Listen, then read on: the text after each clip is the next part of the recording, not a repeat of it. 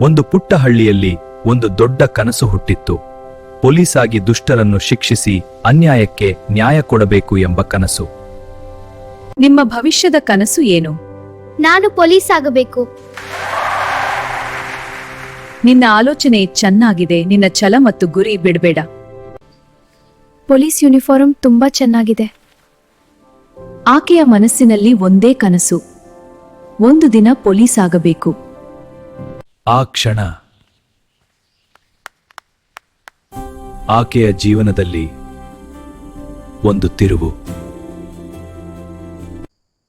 ಮದುವೆಯಾದ ಮೇಲೆ ಓದಬಹುದು. ನಿನ್ನ ಕನಸು ಬಿಡಬೇಡ.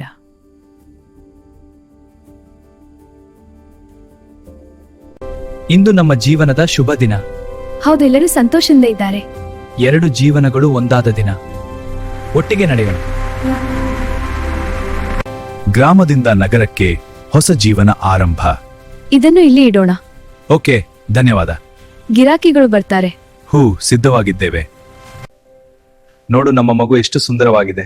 ಹೌದು, ತುಂಬಾ ಖುಷಿಯಾಗಿದೆ. ಹಂಗೆ ನೋಡ್ತಾ ಇರೋ ತುಂಬಾ ಖುಷಿ ಕೊಡುತ್ತೆ. ಮೇ 5, 2016 ಅವರ ಜೀವನಕ್ಕೆ ಹೊಸ ಸಂತೋಷ, ಹೊಸ ಜಾಗ, ಹೊಸ ಭಾಷೆ, ಹೊಸ ಕನಸು.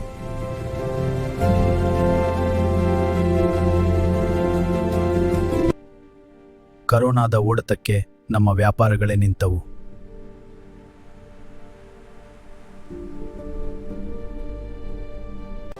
ಅವರ ಮನೆಗೆ ಮಹಾಲಕ್ಷ್ಮಿ ಬಂದಳು.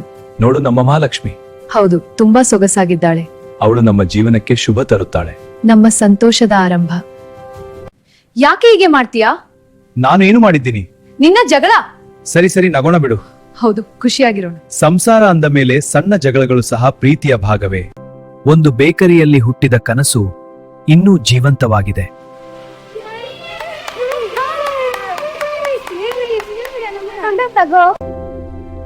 ಕನಸುಗಳು ಕೆಲವೊಮ್ಮೆ ತಡವಾಗಬಹುದು, ಆದರೆ ಅವು ಸಾಯುವುದಿಲ್ಲ.